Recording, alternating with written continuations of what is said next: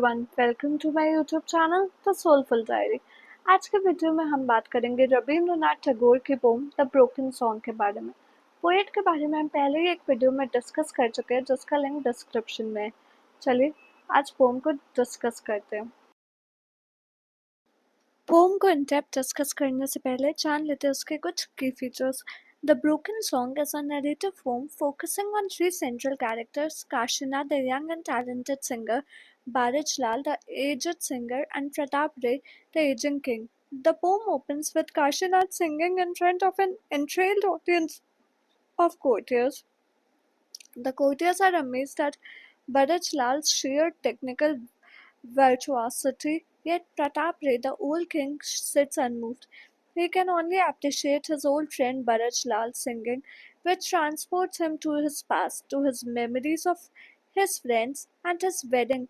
Kashinath leaves him cold, so he requests Baraj Lal to sing in front of the courtiers when Kashinath stops for a time. Baraj Lal, who is very old, has a weak voice which gets swallowed up in the huge hall. His singing, struggling to be heard, evokes only boredom among the courtiers, and a hall which was absolutely silent suddenly becomes noisy. Struggling against his age and the indifference of the audience, Paraj Lal suddenly forgets the words of his song, and while trying to salvage that, he loses control of his voice. The humiliation makes him break into tears. The king, understanding his sorrow, takes him away from the hall. The last phase of the poem is of crucial importance, for it links up the themes of old age and friendship to the idol of art. Bharachlal pleads with his king not to ask him to sing in front of the courtiers again, because he recognizes that their time has passed and he and the king are the only ones left behind. The young have their own customs and their own styles and can have no patience for the old. As he interprets art, it needs not just a singer but also a listener who sings along with him. Music cannot be produced without harmony, for which two forces are needed. The poem begins with the theme of the unsurpassable barriers between youth and old age. The old king sitting in front of Kashinath literally cannot hear him, noting the wagging of his head, so unresponsive is he to Kashinath's song. Similarly, the young courtiers are indifferent and restless when Bharaj Lal sings to them. The poem thus suggests how both sides are absolutely cut off from each other. The poem evokes sympathy for the old king and Bharaj Lal because they are obviously alienated and their time is over and they can only exist in their memories of the past. The second theme, which supports the theme of the tragedy or pathos of old age, is the theme of friendship. There is a strong bond of friendship between the king and Bharaj Lal, which is established by their memories of a common past and which gets strengthened in their present alienation. Friendship gets defined in the poem in terms of response. The king can only respond to Bharaj Lal's singing, and in the end, when Bharaj Lal breaks down, Pratap Ray responds to the person with tear in his eye as he takes away his friend from the hall holding his hand. The poem is also concerned with presenting a certain notion of art which is articulated by the artist Bharaj Lal, whose own artistic powers are deserting him because of his age. According to him, for a song to exist, there has to be a strong bond of sympathy between the singer and the listener. It cannot be achieved in isolation and it cannot be an abstract intellectual experience. Unless there is a bond of understanding and sympathy, a song cannot be heard. It is important to note that this abstract notion of art as an establishing of bonds and harmony is consecrated in the personalities of the king and Bharaj Lal and their bond of friendship. In this context of the poem, art and friendship are crucially linked together. चलिए pome को in depth discuss करते हैं. Stanza 1. Kashinath, the new young singer, fills the hall with sound. The seven notes dance in his throat like seven tame birds. His voice is a sharp sword, slicing and thrusting everywhere. It darts like lightning, no knowing where it will go when. He sets deadly traps for himself, then cuts them away. The courtiers listen in amazement, give frequent gasps of praise. Only the old King Pratap sit like wood, unmoved. Barajlal is the only singer he likes. All other leaves him cold. From childhood, he has spent so long listening to him sing Rag Kafi during Holi, cloud songs during the rains, song for Durga at dawn in autumn, songs to bid her farewell. And on days when friends gathered and filled the hall, there were cowherds, songs of Krishna in Rag Bhupali and Multan. The poem opens with Kashinath, the young and new singer, holding the courtiers spellbound with the sheer technical skill of his singing. His voice is powerful, filling the hall, and the seven notes seem to dance in his throat like seven obedient birds. So much control over them. His voice is also compared to a sword, sharp and cutting, moving around as quickly as lightning so that one cannot anticipate its movements. He deliberately makes it difficult for himself and then meets the challenges with ease. The courtiers listen in spellbound silence, praising him. Only the old king Pratap sits unaffected. He can only appreciate Baraj Lal's singing. The other do not touches emotions. He has heard Bharat Lal from his childhood and he has heard him sing for every occasion. Rag Kafi for Holi, Cloud heard him sing for every occasion. For Cloud songs for rainy season, songs for Durga at dawn, during autumn, and songs bidding for her farewell. The king remembers that when they had a gathering of friends in the hall, Bharat Lal would sing the songs of Krishna in Rag Bhopali and Multan.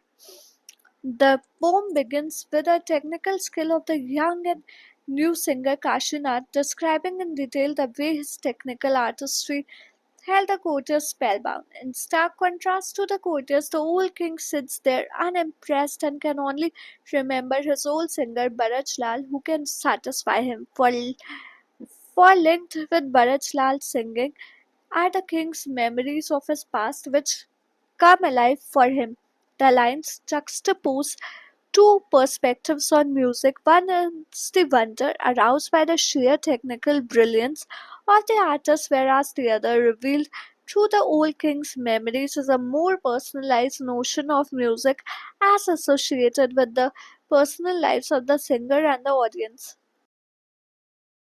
Stanza 2. So many nights of wedding festivity have passed in that royal house. Servants dressed in red, hundreds of lamps alight, the bridegroom sitting shyly in his finery and jewels, young friends teasing him and whispering in his ear. Before him, singing Rag Sahana, sits Baraj Lal. The king's heart is full of all those days and songs. When he hears some other singer, he feels no chord inside. No sudden magical awakening of memories of the past. When Pratap Ray watches Kashinath, he just sees his wagging head.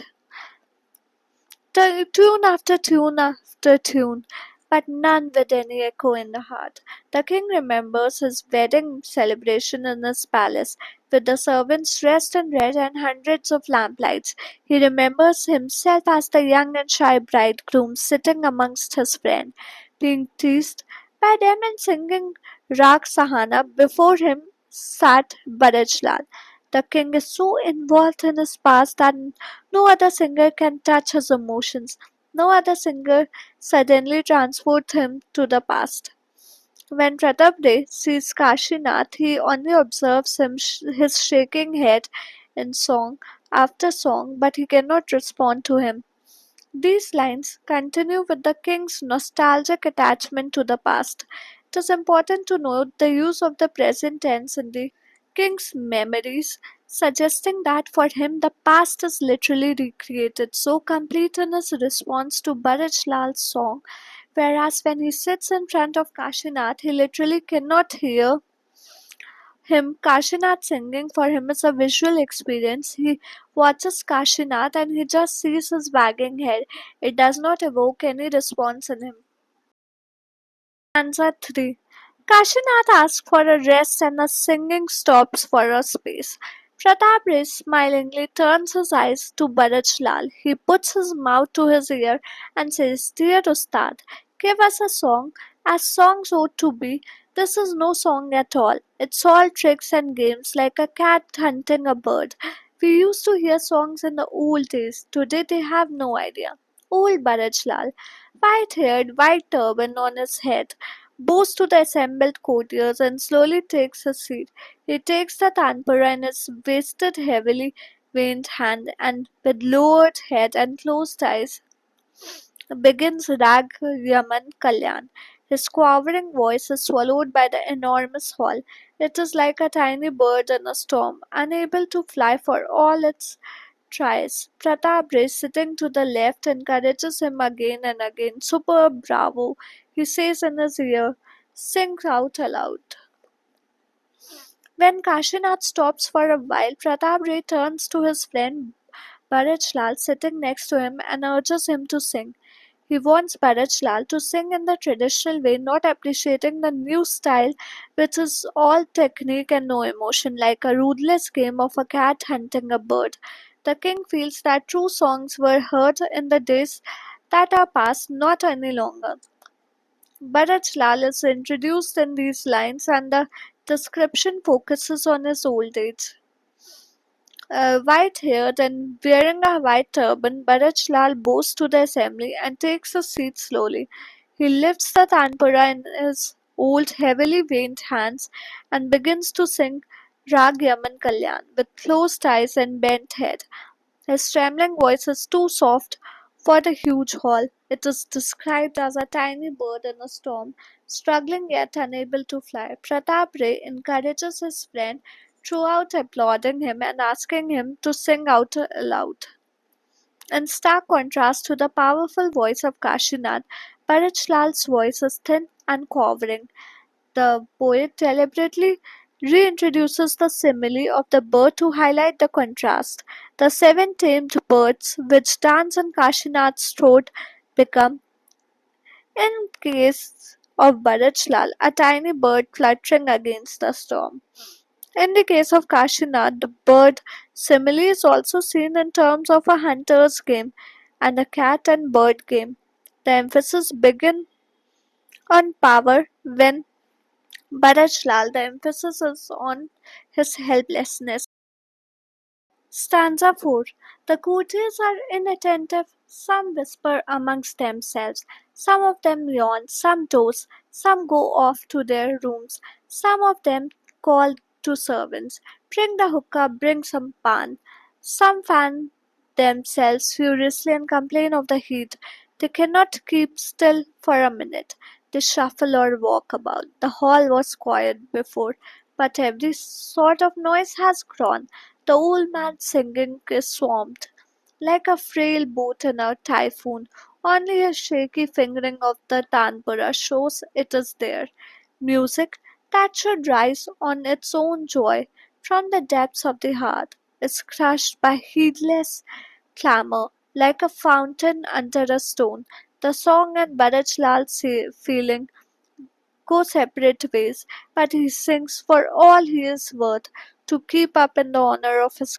When Bharaj starts singing, the courtiers who had earlier sat entrailed by Kashinath's voice grow bored and lose interest. Some start whispering amongst themselves. Some show their boredom by yawning or dozing off. Some move out of the room, and some call their servants to get them a hookah or a pan. Because of their boredom, they start feeling the heat and move about restlessly. The quiet hall suddenly becomes noisy so that the old man's voice gets completely overpowered, like a weak boat in a storm, and the only indication that he's still singing are his trembling fingers still playing the tanpura. Music commends the poet, which should arise out of joy from the depths of the heart, thus gets suppressed, like a fountain under a stone, because of the careless impatience of the courtiers who quickly get bored and reveal their indifference to Bharaj Lal's singing. Bharaj Lal's over concentration gets shattered in the face of such indifference, and he no longer can put his heart into it. But he still tries as much as he can for the sake of his king. The response of the audience is described in great detail, which exposes the helplessness of old age against time. The audience is not antagonistic towards Bharaj Lal. It is just bored. It does not have the patience to appreciate Bharaj Lal's music. Besides highlighting the generation gap between Bharaj Lal and the king and the courtiers, the line also reveals how crucial is response to any art form. The indifference of the courtiers takes the heart out of Bharat Lal's singing. Art is seen as arising out of a certain context, a certain joy which comes from within the heart of the artist, which reaches out towards the audience. Stanza 5. One of the verses of the song has somehow slipped from his mind. He quickly goes back, tries to get it right this time. Again he forgets. It is lost. He shakes his head at the shame. He starts the song at the beginning. Again he has to stop. His hand trembles doubly as he prays to his teacher's name. His voice quakes with distress, like a lamb guttering in a breeze. He abandons the words of the song and tries to salvage the tune, but suddenly his wide-mouthed singing breaks into loud cries. The intricate melody goes to the winds, the rhythm is swept away, tears snap the thread of the song, cascade like pearls. In shame he rests his head on the old tanpura in his lap. He has failed to remember a song. He weeps as he did as a child. With brimming eyes, King Pratap Ray tenderly touches his friend. Come, let us go from here, he says with kindness and love. They leave that festive hall with its hundreds of blinding lights. The two old friends go outside holding each other's hand. As Bharaj Lal continues to sing, he forgets one of the verses of the song. He repeats himself and tries to get it right, but he forgets again and he is ashamed of his failure. Beginning the song all over again, he still does not manage to remember, however hard he tries. Praying to his guru, his hands trembling in anxiety, his voice shakes in his anguish like a lamb going out in a breeze. He abandons his efforts to remember the words of the song and instead tries to concentrate on the tune. But even his voice is not in his control, and his singing suddenly breaks into harsh cries, shattering the complex melody and the pace of the rhythm. His tears break the continuity of the song and flow down like pearls. Resting his head on the tanpura, he cries in shame like a child because of the humiliation of not being able to remember a song. King Pratap Ray, with tears in his eyes, gently and lovingly touches his friend, asking him to come away with him, and the two old friends leave the huge lighted hall hand in hand. The lines highlight the helplessness of old age, which has reduced an artist like Bharaj Lal to a state where he has no control over his memory or his voice. The poet's sympathy for the old artist is clear and is also reflected in his comparison of Bharaj Lal's tears with pearls, suggesting their preciousness. The humiliation that Bharaj Lal suffers is compensated to some extent by his strong bond with the king, who is both understanding and supportive. The emphasis in these lines is, however, on the alienation which old age enforces upon people, which is highlighted in the picture of the old friends holding hands, leaving the bright festive hall behind. Stanza 6. Bharat says, with hands clasped, Master, our days are gone. New men have come now, new styles and customs in the world. The court we kept is deserted, only the two of us are left. Don't ask anyone to listen to me now. I beg you at your feet, my lord. The singer alone does not make a song. There has to be someone who hears. One man opens his throat to sing, the other sings in his mind. Only when waves fall on the shore do they make a harmonious sound. Only when breezes shake the woods do we hear a rustling in the leaves. Only from a marriage of two forces does music arise in the world. Where there is no love, where listeners are dumb, there never can be a song. Bharaj speaks for the first time, clasping his hands and pleading with Pratap Ray. He tells him their time has passed, giving way to new ideas, customs, and people. There is no one left from the court they kept except for the two of them. Court here has larger implication. It means the society and the people they knew and could relate to. Hence, he pleads with the king not to ask the new audience to listen to him because he feels that for a song to be born, not merely an artist is required but also an audience. There has to be a sense of harmony between the singer and the listener.